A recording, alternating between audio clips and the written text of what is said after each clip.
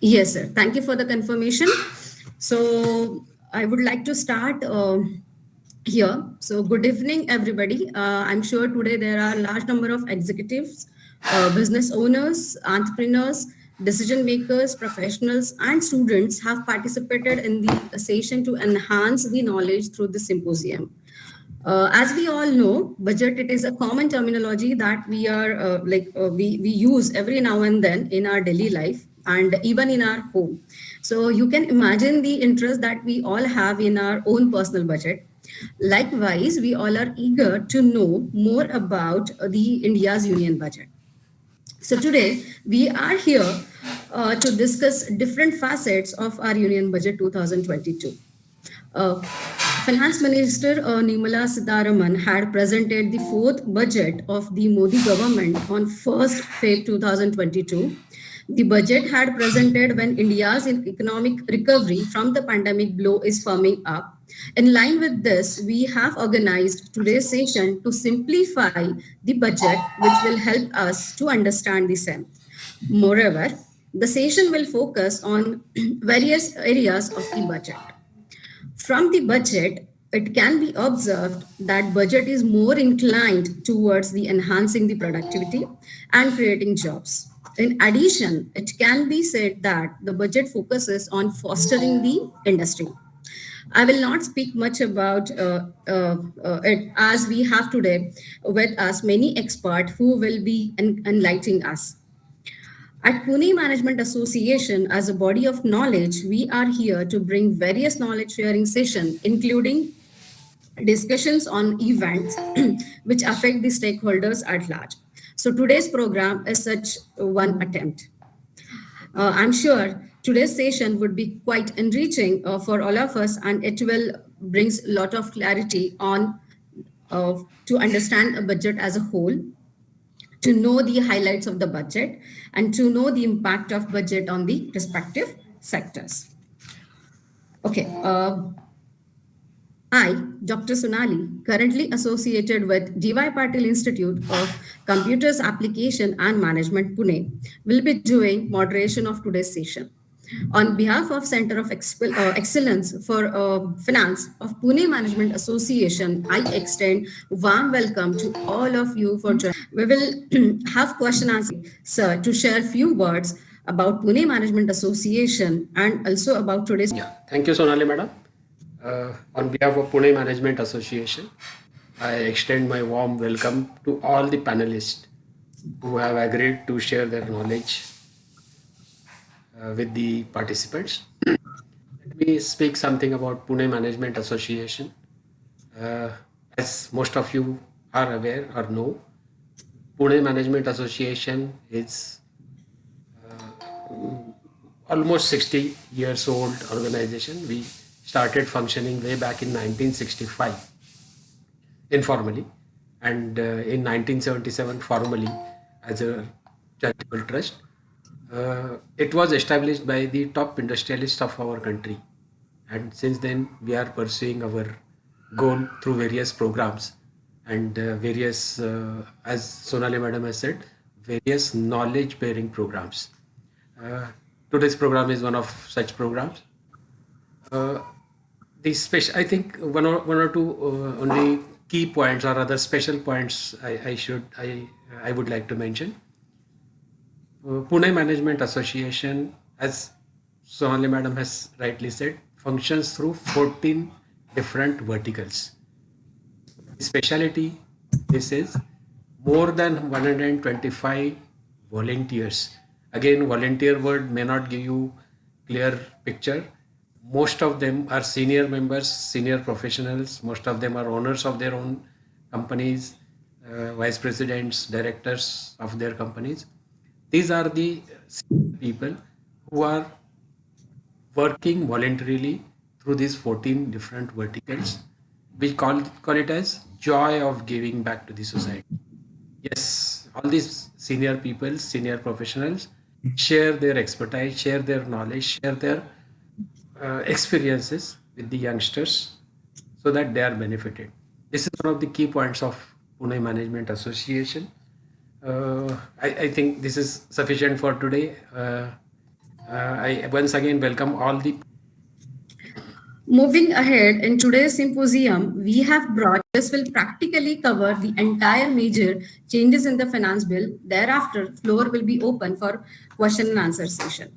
Now I will move forward and request a CA Vivek Jain sir. Sir is a chartered accountant with more than 30 years of industry experience as a director of finance and CFO. Currently, he works as virtual CFO and helps in arranging the debt PE funds. Sir, I request you to share with us key points of budget. Over to you, sir. Thank you, Madam Sonali.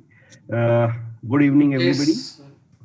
Uh, as the Madam Sonali has said that the Pune Management Association and the Pradeep Tupes are also a body of knowledge. So we are here to share about the budget. I'll just give a small overview of the budget. Then definitely our eminent speakers will be speaking in detail on each changes and major changes on the budget and highlight them and explain them. The union budget is viewed as a progressive budget. This budget brings new energy and strength towards development of India, especially at a time when the country is fighting the pandemic and resulting impact on the economy. This budget emphasizes on more infrastructure, more investment, more growth, and more jobs.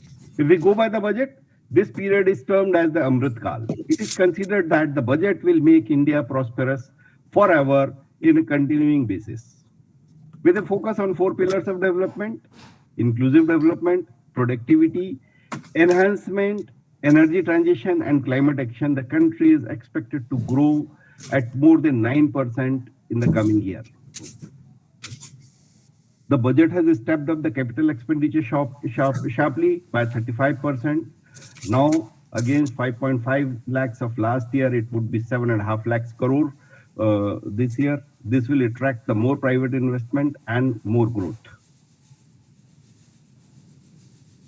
Another whopping amount is announced by the finance minister to assist the states in catalyzing the overall investment in the economy. This money will be used for PM Gati Shakti related and other productive capital investments for the states.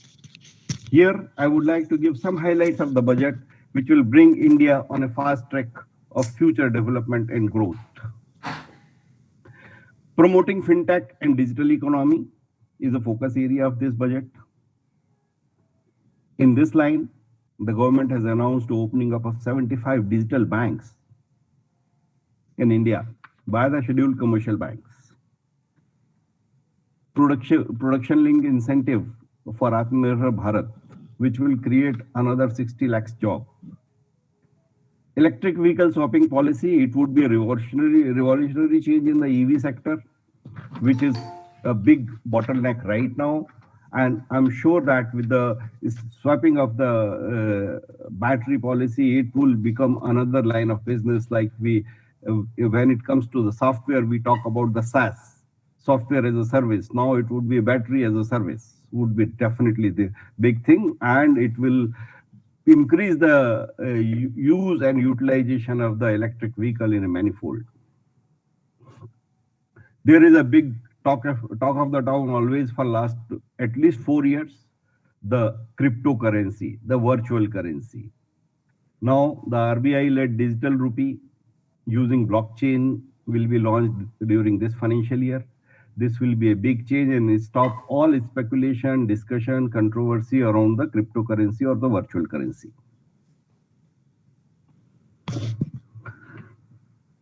Total estimated expenditure for this year is going to be 39.45 trillion rupees, which is higher than the last year.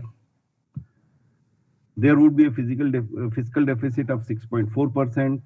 There is a big outlay, approximately 68% for the domestic defense industry, which will make a major change. IBC, which is a very good act and which has helped many MSMEs in last 4 years, 5 years, I would say, is going to be further amended and will improve the efficiency, and also it will help in the cross-border disputes. Further additional allocation is being made, a huge allocation to bring the solar industry on a high growth track, and government is planning or having ambitious goal of 280 gigawatt installed capacity of the solar electricity by 2030,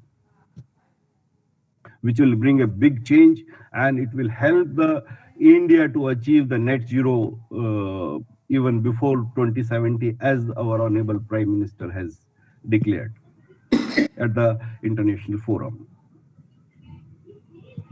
A huge allocation is being made towards the housing also, which will create more than 80 lakhs dwelling units, and which will definitely help the people who are below poverty or not having their own house, having the house.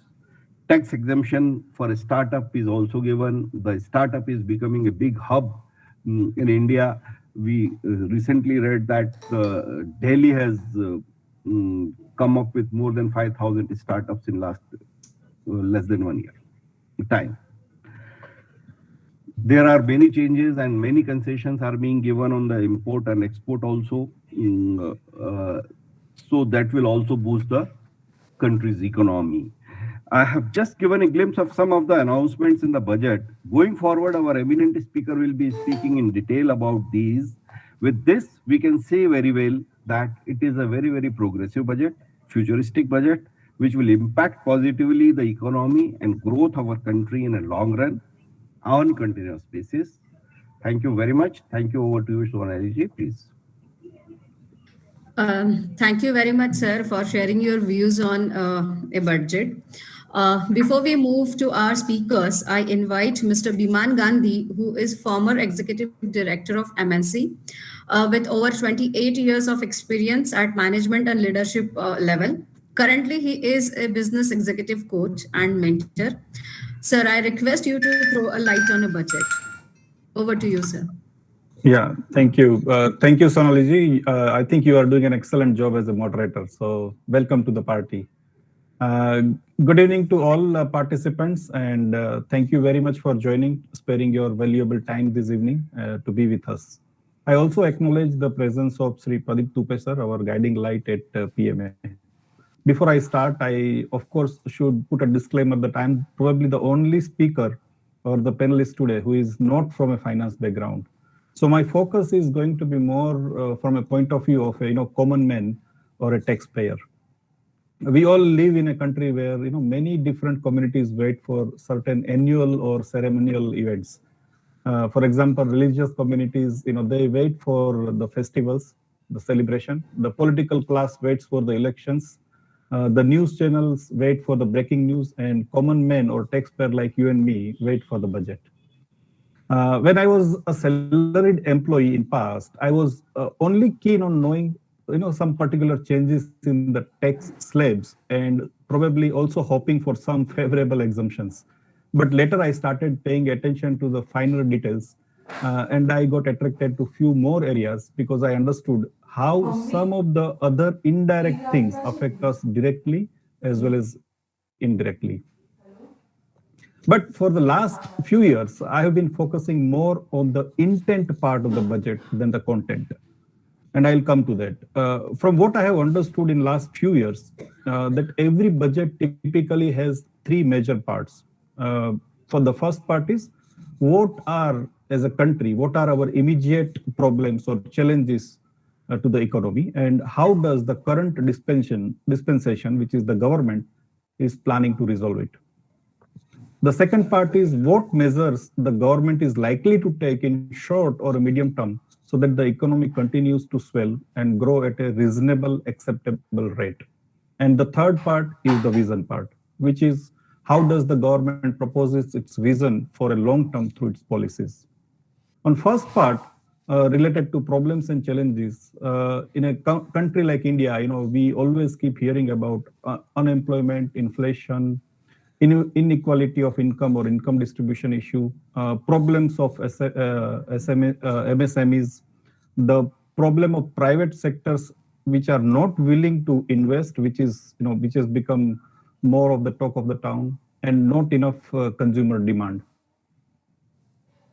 I had to sound negative today, but the truth be told, this budget, like Vivekji said, yes, sounds very very progressive. But what really disappointed me in the speech that FM delivered, she didn't address any of these issues in the budget, or even avoided speaking about it. Doubling the farm income, has been on the agenda of the government for more than 5 years now, and this promise was supposed to be fulfilled this year in 2022. When it was the time, the FM simply avoided to speak about it.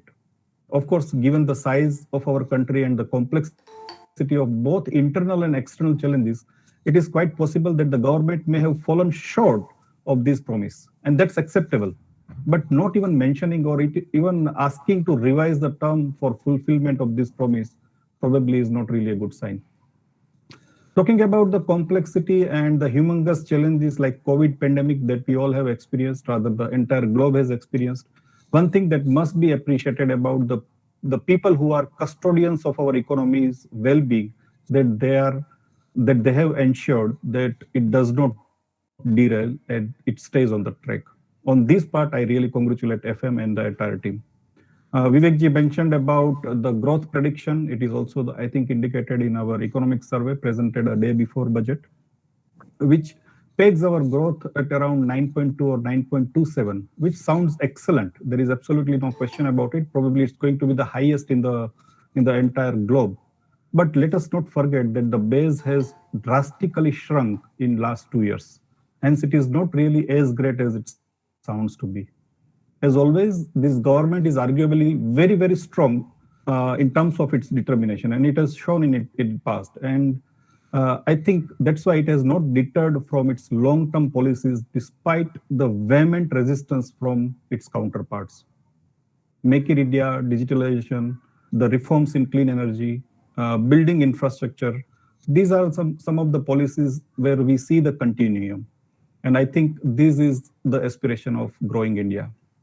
This government, and especially Prime Minister Modi, is known for out-of-box ideas, and the government has not really, government has really come out with one more out-of-box idea. Vivekji talked about Amrit Kal. Amrit Kal, the government is trying to look at 25 years from now.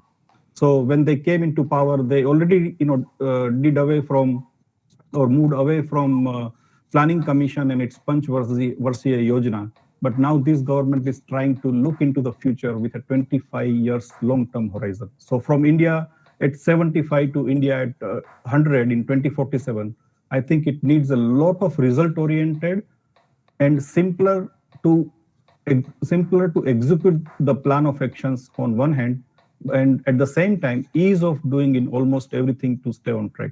All in all, the budget is very heavy on intent, but lacks the content. But that's all right.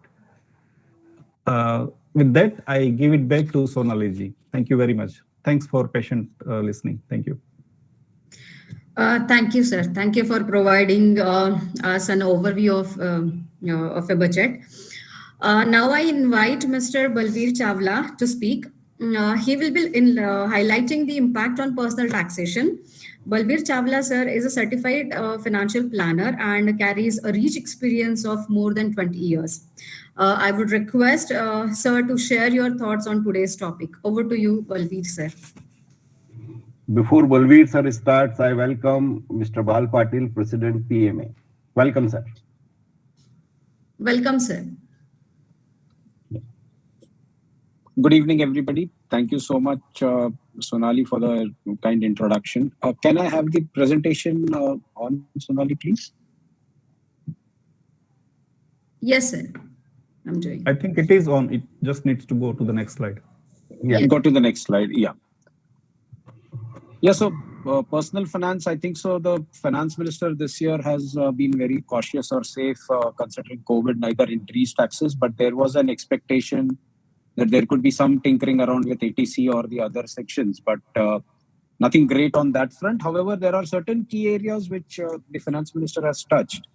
And one of them is a very, to start with, is a very unique one, where they are giving an extra opportunity to the taxpayers to file an updated return within 3 years of filing of return based on any information they have missed out knowingly or unknowingly. Exit and again upload. Yes, so I'll continue in the meantime. It's moving now. Not a problem. Yeah, now it's moving.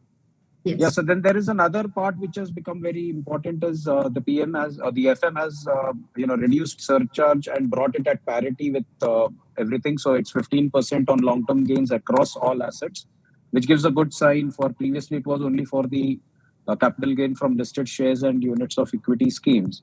Now, this is more of encouraging for the startups and the other asset classes that are there. RBI is planning to launch a central bank digital currency soon by the next year.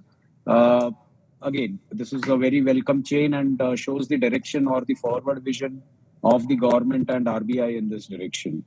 Similarly, though they have not categorically said whether crypto is valid or legal, illegal, they have not given any specific judgment or part on that.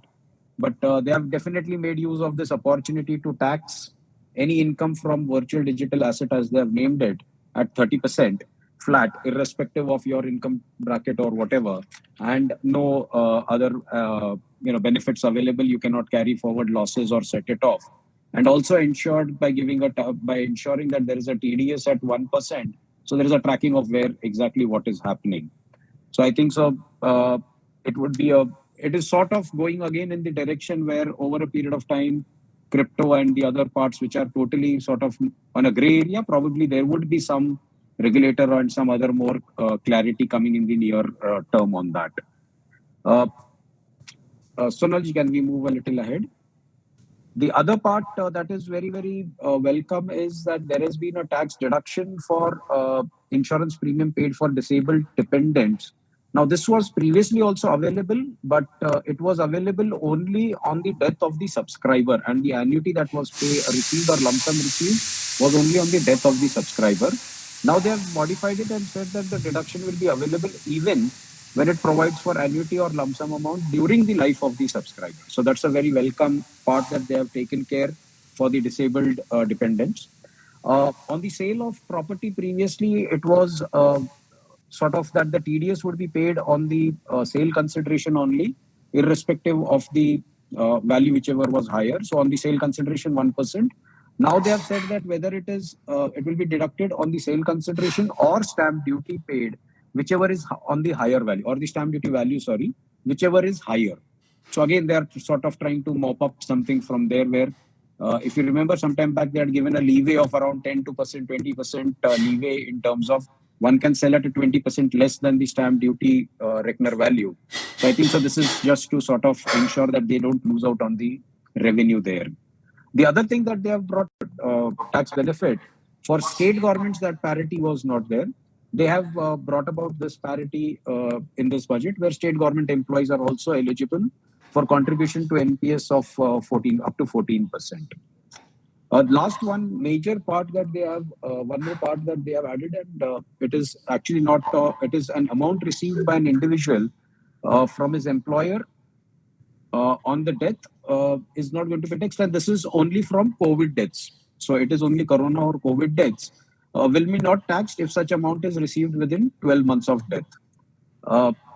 This is on the personal taxation. One more point which I would just like to stress here or add here is they have also mentioned that there would be universities welcome in the gift city, which will not be under the Indian regulation. So that will be a total separate setup. So this will, I feel, boost good, you get good universities in the gift city. The way it looks like gift city, they are trying to promote and ensure that becomes an international hub. And I'm sure it would be useful for almost everybody present here.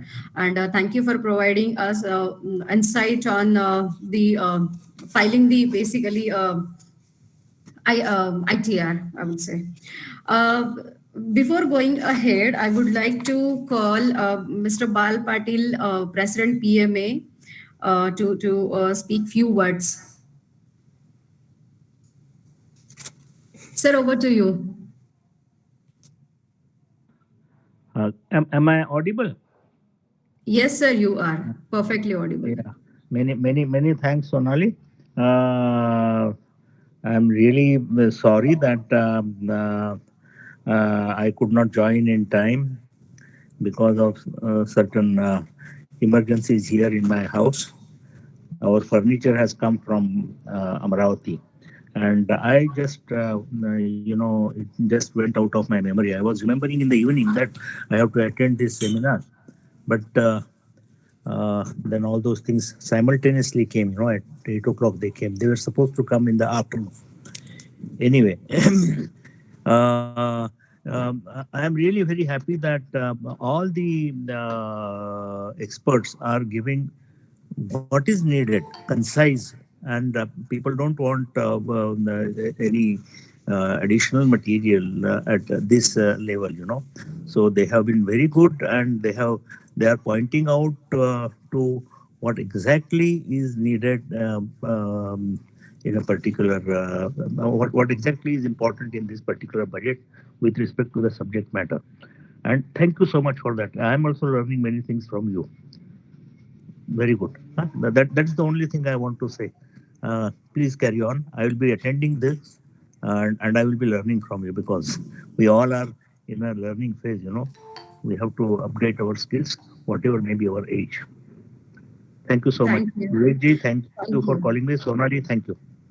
Thank you so much, sir, for encouraging us. Now, let me proceed. Uh, Vrushab Jain, sir, who is a chartered accountant with more than 6 years of experience, specializing into income tax litigation, then startup consulting and management audits.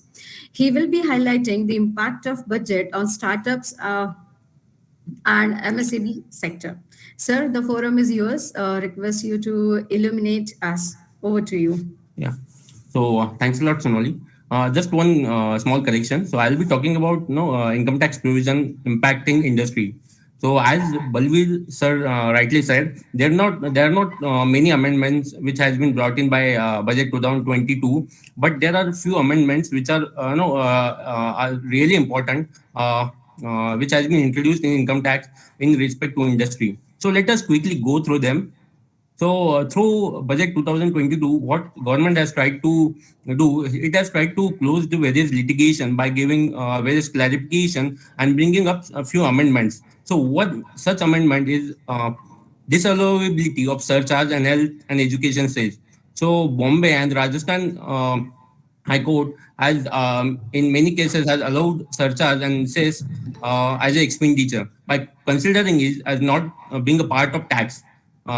And just to stop the litigation, government has brought in clarification that the surcharge and health and education cess will be part of a tax and same will not be allowed as expenditure.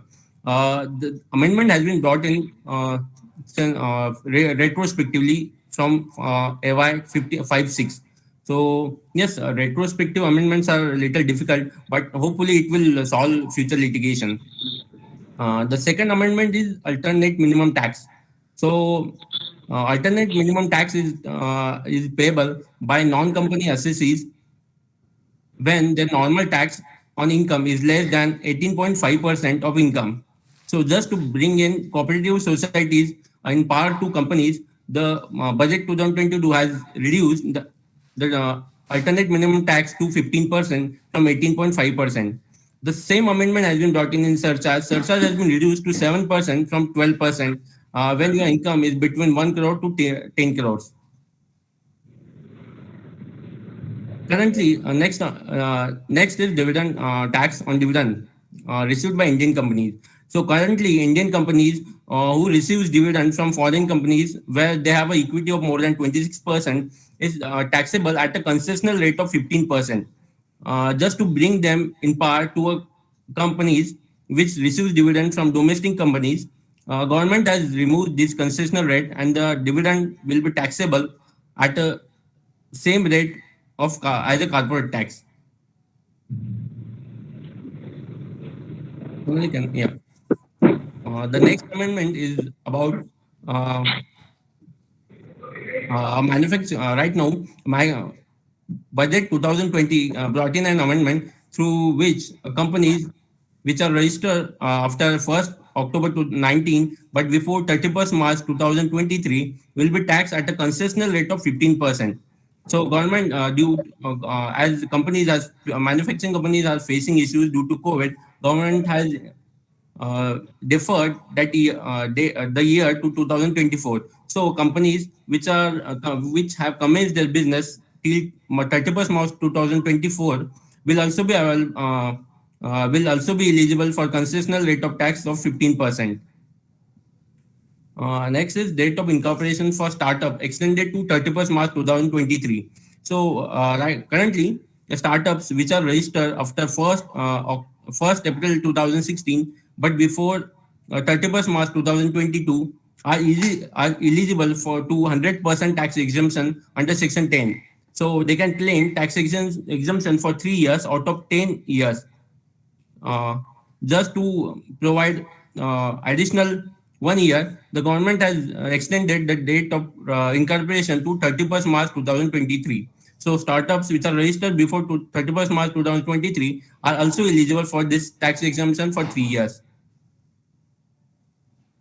So this government has always tried to reduce the litigation through various mechanism, like bringing a new income tax portal or implementing faceless assessment scheme and such, just to reduce the litigation. And the government with the department will introduce a mechanism which will defer the filing of appeals by income tax department. So currently, there are no provision in income tax which disallows the brought forward losses and unabsorbed depreciation in case of undisclosed income discovered through search survey proceeding. So just to reduce the litigation, in some cases, assessees had tried to claim that brought forward losses and unabsorbed depreciation against undisclosed income discovered during search and survey proceeding. So just to reduce the litigation, the clarification has brought in that brought forward losses and unabsorbed depreciation will not be allowed to be set off against undisclosed income discovered through search or survey proceedings. Section 14 provides that expenditure which is incurred to earn exempt income will not be allowed to claim. But various courts have provided that when there is no exempt income, the expenditure cannot be disallowed. And just to clarify, the government has brought in an amendment where it clarified that expenditure which is incurred to earn exempt income, even if there is no exempt income in current year, but such expenditure will not be allowed to be claimed. So even if there is no exempt income during the year which has been accrued, earned, or arise, but if you have incurred some expenditure to earn the same in future, that expenditure will also not be allowed to claim as an expenditure. So various amendments. Yeah, thank you.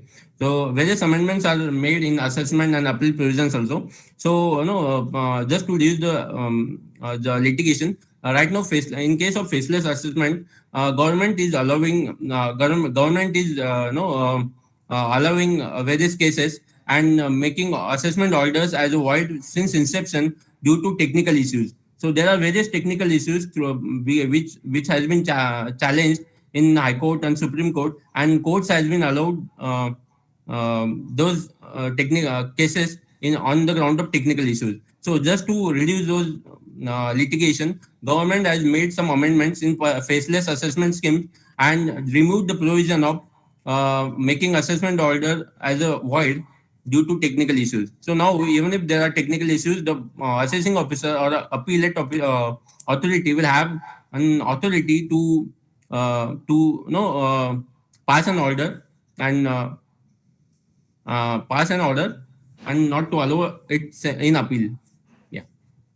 The next and last amendment is cancellation of trust registration. So Finance Act 2020 introduced an automatic approval route for trust for registration. So there is no mechanism to keep watch on fraudulent trust or on the trust which are not complying with the conditions. So government has given now budget through budget 2022, government gave an authority to assessing officer to disallow the registration of trust in case they do not, if in case this trust does not satisfy certain conditions. Yeah, I think that's all. So these are the major amendments which has been brought in into income tax related to industry. Yeah, over to you, Sonali. Thank you. Thank you very much, sir, for giving an insight on provisions which will impact on the industries. Now, I would like to invite Mr. Shailesh Wagmare, co-founder and director, Apohan, startup mentor and MSAB fundraising expert with more than 20 years of industry experience. Sir, I request you to guide us. Yeah, good evening, all the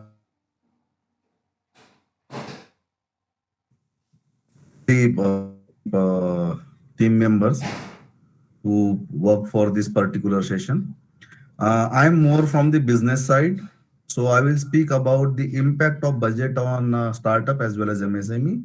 I will not speak about any of the what you call section or something, but I will just look at the impact on business particularly. More details, there are experts who can give you, maybe your CEO or some other people. Yeah, thank you, ma'am. So if you look at that way, so the important thing for any of the startup, so first I will speak about startup. So important thing for any of the startup is how they can get funded, because banks will not provide you funds unless you have some credibility or some other thing of that, or any security or guarantee for that. So venture capitalist and private equity fund has done extremely well in last 1 year. That is the reason we have saw more than 5.5 lakh crores of investment in startups ecosystem. Now NIIF and SIDBI is coming up with funds of funds that is already in process, but now government has planned to give more boost to that. Other than that, even the NSIC has formed, but again that is for the MSME sectors only. So venture capitalists and private equity funds are coming up from government side. That is a very positive sign for the startup ecosystem, particularly if you look at that way, so that it will revolutionize the entire startup ecosystem once again. We have seen more than 30 unicorns in last 1 year. So that is the growth story, and government want to capitalize onto that. Then there are some thematic funds. So these are the blended capital funds. So NABARD is coming up with that particular blended capital fund in the form of thematic funds, and this fund will be utilized again for the particularly for climate action, deep tech, technology, or say ag tech or farm tech companies particularly. So that is the very positive sign again for startup ecosystem. And best part of this thing is that it will be co-investment model again. So all the stakeholders will be a part of that ecosystem, and that will help to finance the startups.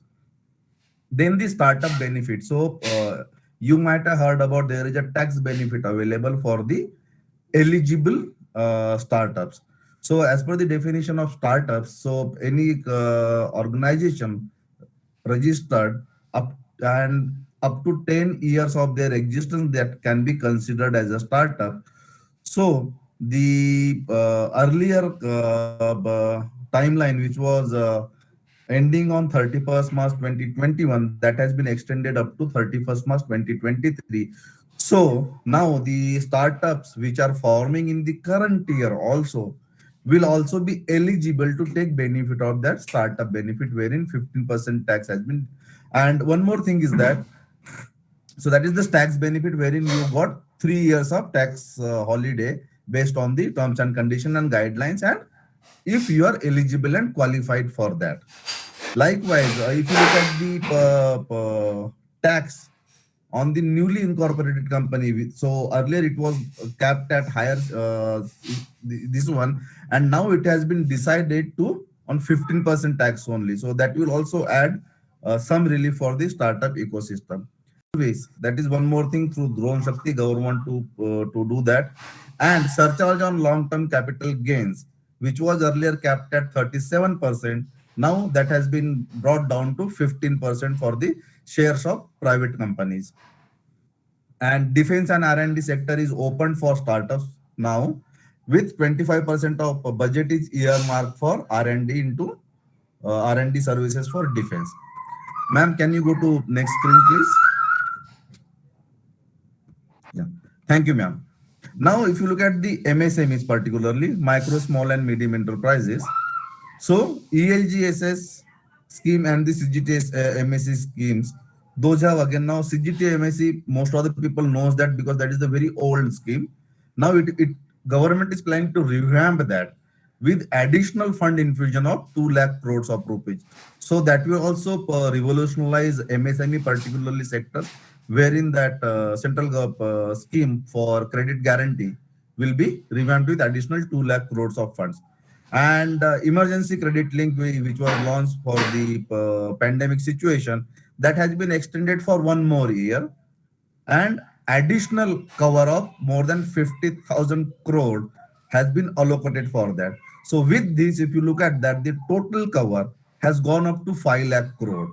So again, we can feel that it can boost up the MSME ecosystem also. Now, every MSME is facing problem because of compliance, regulations, so many agencies and all. So government is planning to for integration of all those things, and with ease of doing business also. So that is a part of ease of doing business, ease of doing, and ease of living. So if you look at totally, so government is planning to launch that EOD B2 B2.0, and that will be launched soon. Through that, the integration of all these services, maybe Udyam, NSC, eShram, Ashim portals, will be interlinked so that entrepreneurs will save time on unnecessary compliances and processes. Now the RAM scheme, raising and accelerating MSME performance program. This program has been launched to help the MSME sector to become more resilient, competitive, and excellent, efficient. So if you look at that way, outlay of 6,000 crore will be is already done for next 5 years. So again, that will also boost the MSME ecosystem particularly. Again, in MSME sector, VC fund, venture capital funds. So NIF, SIDBI fund, again, that is for startup as well as MSME also. And one more thing is that for MSME, even NSIC also has come up with the venture capital fund. And they have already earmarked 10,000 crores of rupees. And that is the fund of fund for particularly for MSME sector. And all that fund of fund has already got 3 what you call the daughter funds, and they have earmarked I think roughly 750 crores of rupees, that and balance they will allocate based on the empanelment of other daughter funds. And government share to be capped at 20% for all these funds like NIF and SIDBI fund, and it will be managed by private managers. So private fund managers, maybe investment bankers or the people who are from the sector and who are doing extremely well and they understand the venture capital ecosystem will manage that. So that will give the professional touch to entire other thing. And again, like for startup also, for MSME also, defense R&D is again open up, and government is encouraging now private industries to take up design and development of military platform in collaboration of DRDO. So they are planning to come up with a, so this engagement will happen through a SPV, special purpose vehicle model. So again, more professionalism we can expect into that also. So these are the brief thing which I would like to highlight you about on this current budget. Thank you all the participants for patient listening. Now I invite Mr. Purushottam Bedekar, a former top executive of SBI with 40 years experience, certified financial planner, and he is also an independent director. He will be highlighting the impact of budget on export and import. So, good evening, all. Our country is being looked as a huge market, and everybody wants to come to India for grabbing the market. And our government is targeting to ensure that the maximize consumption of domestic goods by our citizens. So, this budget aims to enhance the exports and promoting India as a manufacturing hub by providing various facilities to the domestic manufacturing through various support systems. And the one good thing for our country is recently we have touched the maximum forex reserve. Our forex reserves are at peak at 642 billion US dollar, and we are the fourth country across the globe with highest forex reserves. Shailesh ji has touched upon the emergency credit line. I'll touch upon it briefly. She has already said that the additional outlay of 50,000 crore will be given with a total outlay of 5 lakh crore. And this scheme has been extended up to 31st March 23. This scheme was basically introduced for helping out the industries and business enterprise and MSMEs to cope with the emergent situation on account of the pandemic situation. Through this scheme, 2.28 lakh crores have already been disbursed to 95.2 lakh borrowers, that is MSME units. If that help was not provided, 5.45 crore employees would have been impacted on account of this emergent situation. The government targets to provide facility during this year to 1.3 crore units. So this is about the CGTMSE scheme. And in respect of, this is about ECLGS scheme, and about CGTMSE, additional 2 lakh crores have been allotted for this year, which would help the industries to get collateral-free loans. And this will particularly help the first-time entrepreneurs. So government has recently launched a very ambitious plan of Gati Shakti. And the aim of the Gati Shakti is to build on infrastructure grid for effective evacuation of marketable surplus at optimized costs. So during this next 3 years, the government is planning to set up 100 cargo units and as well as 400 express trains under Vande Bharat scheme. And during the year 22-23, they are aiming to have 25,000 kilometers of highways. That would help hugely for movement of goods, services, and people across the country, which would at an initiative for promoting exports and reducing the imports is out of the total capital acquisition budget of defense. 68% of this defense procurement would be done from domestic market. Last year it was 58%. And if we look for that, the capital acquisition budget for this year would be 1.52 lakh crores. This simply says that we will be procuring more than 1 lakh crore through domestic markets. And the main target of the government is to reduce imports and maximize exports. And in that direction, we will be also exporting our equipments, etc., to the other countries for getting the benefit of this.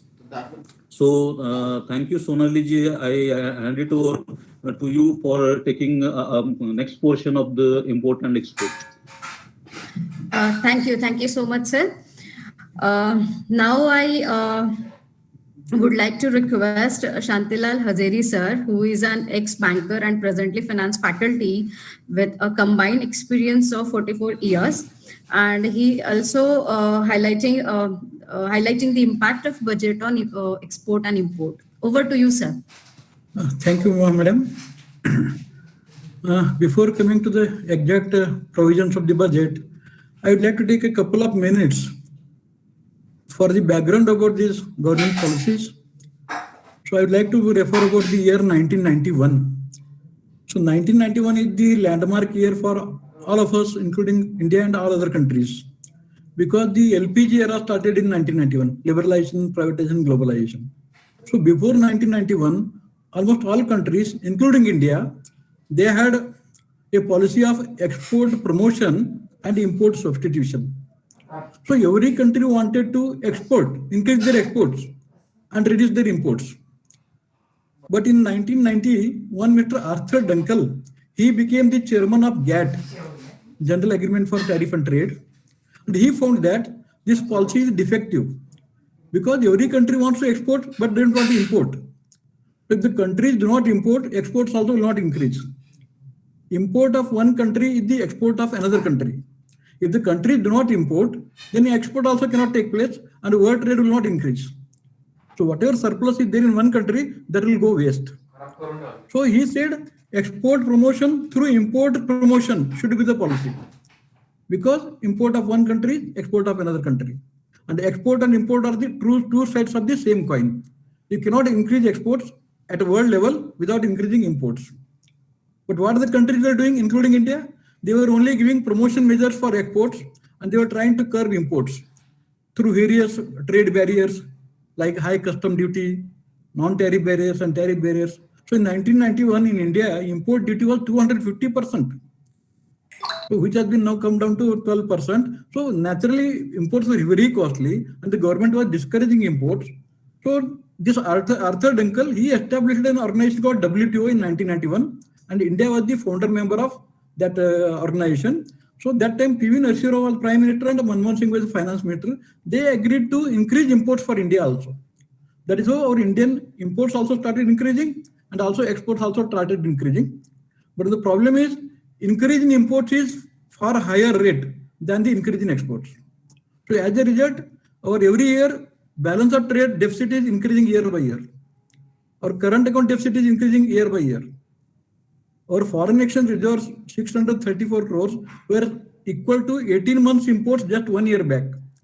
Today they are equal to imports for only 12 months. Same reserves, but now it is equal to 12 months imports. It means our imports are increasing at a very rapid growth compared to the exports. So now the government has to take steps to reduce the imports. We cannot afford to allow this to go on forever. Our current account deficit has to be kept manageable. So now again, this government has indirectly come to that policy of import substitution. They want to curb imports, and that is one of the reason is, suppose you buy a product, import a product from a foreign manufacturer, that becomes import. But if you ask that foreign manufacturer to come into India and produce in India, and we buy from him, it doesn't become import. So that is why this government started the scheme of Make in India. Earlier we were talking as Made in India, but now we started this policy of Make in India. We'll buy from you, but you come in India and manufacture in India. And for that, we have to make facilities available for them, like infrastructure facilities, communication facilities, internet facilities, tax benefits. So all these things were done in this year also, these things were taken care of. So the facilities given to the for this purpose of the Make in India, special economic zone, there are optimum utilization was started now. For example, this software technology park of India, lot of infrastructure is created. Once this work from home started, this infrastructure is now underutilized.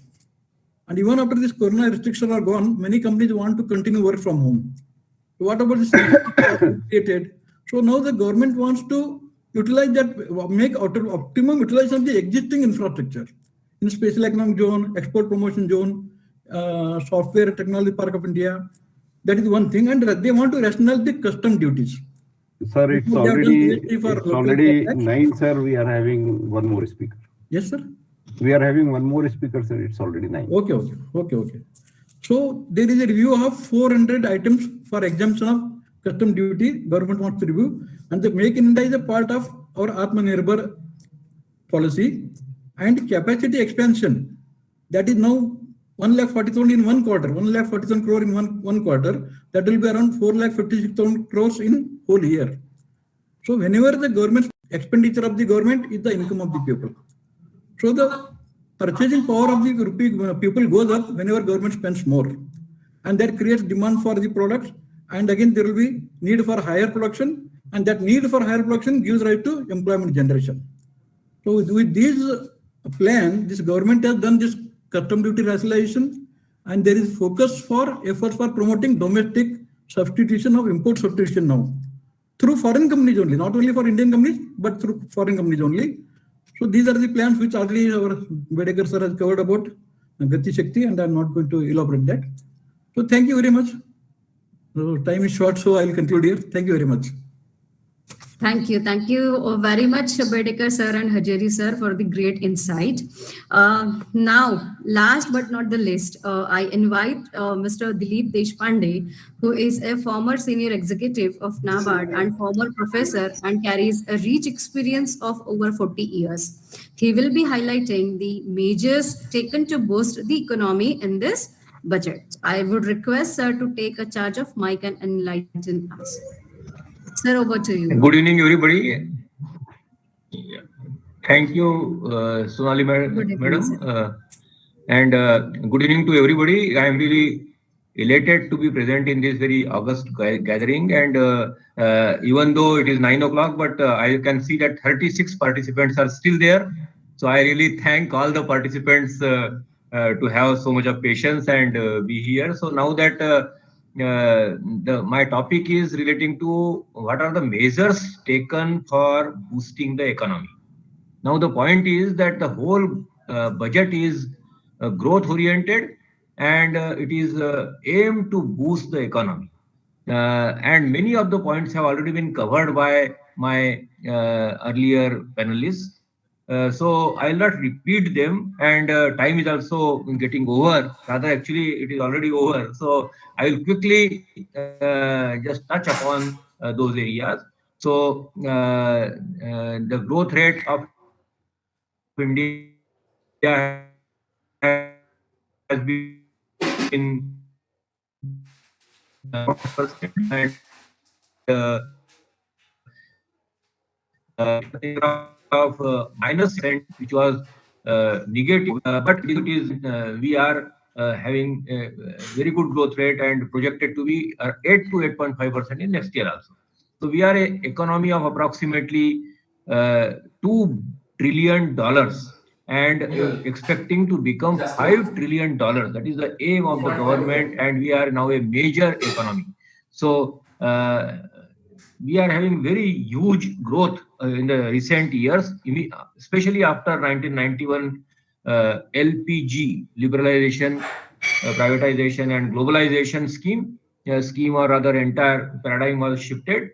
And now after GST and several other measures by the government, things are improving. So GST collection is crossing more than 1 lakh crore. And in this budget, the capex has been emphasized. Capex is capital expenditure, and as you can understand, there are two parts: OPEX and capex. Operational expenditure is revenue expenditure, and capital expenditure is capex. So capex is very much required for augmenting infrastructure and investment in the economy to give a boost. So a word has been used in budget many times, that is known as virtuous cycle. We have heard this opposite of this, that is known as vicious cycle of poverty, etc. So here it is virtuous cycle. What is virtuous cycle? I just want to take 30 seconds to explain it. It means that you invest, then you get more income, then with the more income you spend the money, and that expenditure leads to more investment and more income. So it becomes a circle of growth and prosperity for the people. So that is what this budget is aiming at.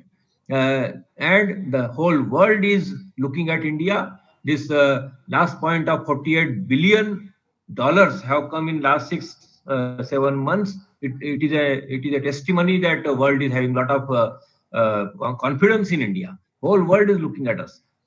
So there are so many measures have been taken in this Atmanirbhar and Amrit Mahotsav. That is, we are celebrating this year. That is 75th year of independence.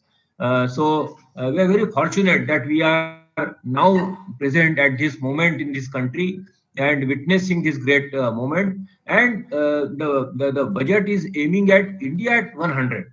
That means next 25 years, how the India will progress in a sustainable manner. That is what is aimed, and this budget brings out a vision for that.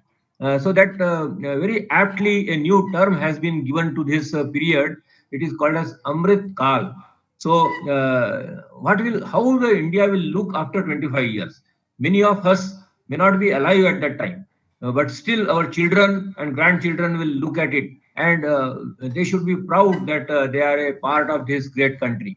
So the vision is to have a country which is a modern country, having embracing new technologies in each and every field. That's how we hear the words like innovation, entrepreneurship, startup, drones for farmers also, and battery swapping, EV vehicles, etc. So these are the things we are doing. Next slide, please, madam. Very quickly, I will glance through the slides and uh, pass through this. Yeah. So there is a lot of focus on growth. So virtuous cycle I already mentioned, and uh, one data I want to share is a great data that India is having more than 1 lakh per capita income now. So just imagine that at the time of independence, it was hardly a few hundreds. So just imagine that we are now having 1.27 lakh per year. Although I also must mention that there is a slight decline due to last year's COVID. Earlier it was 1.3 lakh, and now we are at 1.27. But we are sustaining at 1.25 around that. That is a great thing. And a great program called as PM Gati Shakti has been introduced. Next slide, please. It includes multimodal transportation and other infrastructures related to rails, roads, airports, ports, mass transport, waterways, and logistic infrastructure to make India a world-class modern infrastructural country. You might have heard of highways where jets can land. So that is the quality of infrastructure we are talking of. And for this, capex has been enhanced. Our director, Mr. Vivek Jain, had already mentioned that capital expenditure has been enhanced to 7.5 lakh crore, and there is an additional budget of 1 lakh crore for state investment, and it is in interest free. So all this is going to give a virtuous cycle of investment, growth, and incomes. Next slide, please. This includes even things like computerization of post offices and computerization of primary agricultural cooperative societies, which are backbone of cooperative movement in the country. You might have heard that a new ministry has been created for cooperatives. So cooperatives are being brought in the mainstream of the country, and they are being promoted as a inclusive measure for development. And agriculture, we can't forget, India continues to be a major agricultural economy, and lot of measures have been taken to boost the economy of the country by supporting agriculture. So doubling of farmers' income, a lot of efforts have already gone in, and to a great extent, the farmers' income has increased, even including the PM Kisan Yojana. But still now again they have brought in new ideas like chemical free agriculture and startups in agriculture, FPO, farmers producer organization, etc.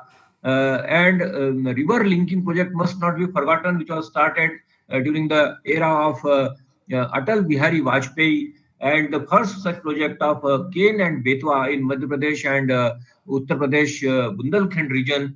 That will be the first such river linkage project, and it is expected to give to benefits to over 6 million people. So it will give a boost to the entire economy of that region. Health, we also is very important. After COVID, we have learned this. So lot of efforts on digital health and other such measures are there. Even Anganwadi, which is very basic of rural poor people's health, that effort has been enhanced further to make them Saksham Anganwadi. Friends, I want to mention here that Anganwadi experiment of India has been quoted in the international arena as a very successful effort for improving health of the poor young children. Apart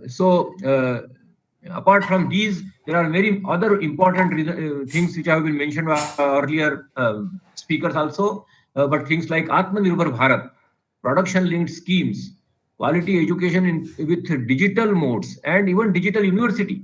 हर घर में नल से जल. So that is a very important scheme. extension of ECLGS, that is Emergency Credit Line Guarantee Scheme, mentioned by Bedekarji. So that is also very important for ensuring credit flow during this pandemic time, ease of doing business and ease of living. So these are major things which will give a lot of boost to our economy, and it will make us proud to be Indian at this juncture. I will urge, I will take this opportunity, not young by age alone, young of all ages, let me put it this way. So our Bal Patil ji, who is our guiding star, and Tupe ji and people like Vivek Jain ji, who are very senior but giving a lot of energy to this. They are young at heart, and therefore all people who are irrespective of their age, they are young. Those who are present here and contributing in different ways. So I urge all of them to contribute to the growth of the country by so that we become Sone ki Chidiya again. Thank you very much for a very patient listening, and thanks a lot for PMA for giving me this opportunity. Thank you very much. Population below BPL.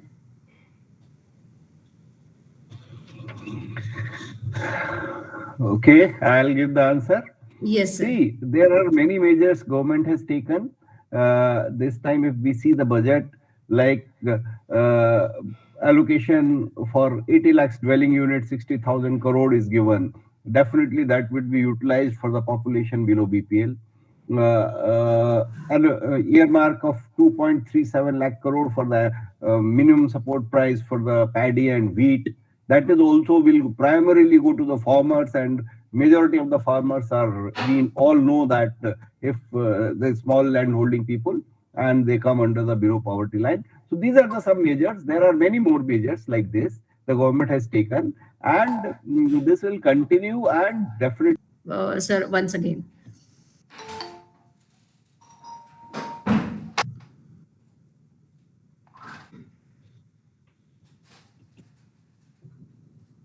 So Vivek sir, can you answer the question? The tax burden.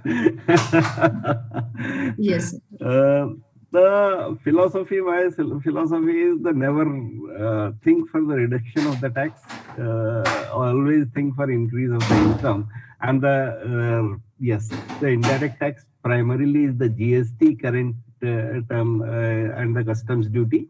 If we don't break the chain of the GST, means everybody takes the purchases the bill against the bill, sale against the bill, take the credit. It's a very good question that how, as a MBA student, how should I look at the budget?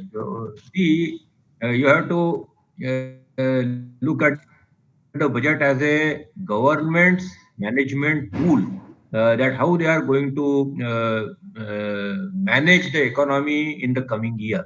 And for that, how they are going to raise the resources and how it is going to be deployed.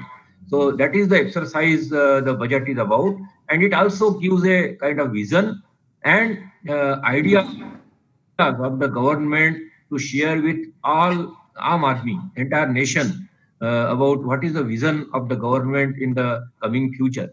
So from that point of view, you have to see there are two parts to it. One is the qualitative part and other is quantitative part. So qualitatively, the new measures taken, etc., and the direction the budget is showing, while the quantitative part is from where the rupee is coming. That is a very good statistic which comes out, and the allocation of resources, and also the deficit part, how it is being met, whether deficit is increasing, decreasing, and what is the justification of for that deficit. So these are some quantitative part. That's what I wanted to say. Sorry, Viman sir, kindly continue. Kindly add. Yeah, sure. No, I think you covered a lot. So I just want to, add to what Deshpande ji has said. As a student, I think, it's a great opportunity to study a budget in detail. Leave aside the political part of it. Okay, there is always going to be politics around it, whether it is a ruling party or a party in opposition. If you just leave that aside, I think a thorough study of budget will give you confirmation of a lot of economic concepts or principles that you are studying. It will help you to understand how policies are made and why they are made. So both how and why part is something that you can actually, budget reflects that. And you pick up any budget for that matter, not just this year's budget or the budget, which have been presented over the centuries now. Like I said, the government or Deshpande has also mentioned that, a budget also lays down the policies, and that's what I said in my speech, that, it more talks about the intent. And I'm really appreciative of this government current dispensation. The finance minister, I think, who presented the fourth budget consecutively, the intent is there. Srikar, one of the students, also mentioned about continuum of policy, and I think that's also very much required when the political parties have such a strong majority. Right or wrong, only time can prove or time can tell us. But I think as far as the intent is concerned, it is very much visible there. So this is something, again, you can look at it to understand how the economic policies are made. Thank you. I just want to add a single line that it is good that he is taking interest in looking at budget in different angles. What I would suggest, if you look at it in a different angle, and if he has some certain point, this government is specifically open for ideas, and he can always take it up to the PMO for various ideas, and they are appreciative of ideas. Thank you. I have to add only one point, Sonali. Yes, sir. Will you Please go allow me ahead. to add one point? Sonali, we have Yes, to. sir. Sure. Please. Budget is basically the fiscal policy of the government. The budget, you have to see with the number of schemes of the government which are there for different sectors. Together, they, try to create jobs. Together, they try to give boost to the economy. So, if you are seeing the budget singly, you will not be able to gain anything out of that. You have to take into consideration various schemes of the government which are there ongoing and the new schemes which have been proposed by the government. So you have to take the budget in totality, because in a welfare state, the government's only program is to see the welfare of the people. So uplifting poor people from poverty. So many times we see a political statement that nothing is given for the poor. It is not that simplistic, There are schemes, as has been mentioned, Anganwadi has been given more budget. Anganwadis are very important government schemes for helping the poor people. Similarly, all the efforts of the government to create jobs and opportunities ultimately reflect into reduction of poverty. As has been mentioned earlier, our income has risen above 1 lakh. So most of us have become lakhapatis. But these all efforts ultimately create wealth for the nation. So you have to look into the totality of that. Thank you. No, she's back now. Yeah. Yes, Sonali. Please conclude, Sonali. You are on mute, Sonali. Yeah. Audible now? Yes. Okay. Yes. So, 1 minute.